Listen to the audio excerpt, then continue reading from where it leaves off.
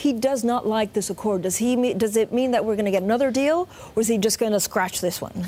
So I think it'll be something in the middle. I think, as you said, it's very clear that he is very unhappy with the deal and truly believes that it is a bad deal for the United States. Having said that, he has three options. He can completely pull out of the deal and reimpose sanctions immediately. Secondly, he can,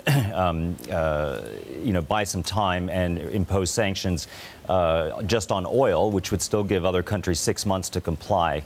Or the third one is just keep the status quo. I think he'll do the second option. I think he's going to buy some time. He may impose sanctions on oil today or announce that today. It does give 6 months for countries to comply with that. And I think that he will still be able to spin that as a win. I think with his current cabinet composition also, it's very important just to make this point that with Pompeo and with Bolton now in the cabinet, who are very hostile to Iran, I think that the stance from the U.S. administration will continue to be more hostile. The rhetoric will ratchet up, and sanctions are only one part of the problem. I think there's also a real risk of potential conflict, either by proxy in Yemen or Syria with Iran. But that, to me, is an even bigger issue than the sanctions issue.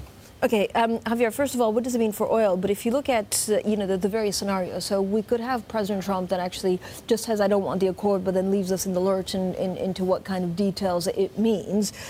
Will, the price of oil significantly move on the back of that? Yes, we can see another spike in oil prices. Certainly, the market has started to price potentially a worst-case scenario in which the United States pull out completely of the deal and impose immediately sanctions on oil supplies.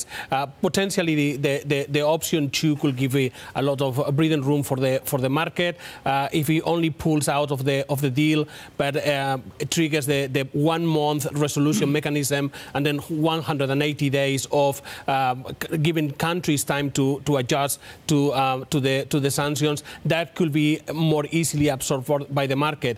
But let's bear in mind that it's not only what Trump is doing with Iran; it's going to be also what is the reaction to OPEC to any potential loss of Iranian oil supply. Last time that this happened in 2012, Saudi Arabia increased production to make up for the loss of Iranian oil. This time, we don't know what the Saudis are going to do because clearly they want even higher oil prices. Javier, you're the grizzled pro on this. I think we all have a general idea in our minds of Saudi Arabian fiscal domestic dynamics around oil. I have absolutely no clue the Iranian domestic fiscal structure around this key commodity. Inform us right now. What is it?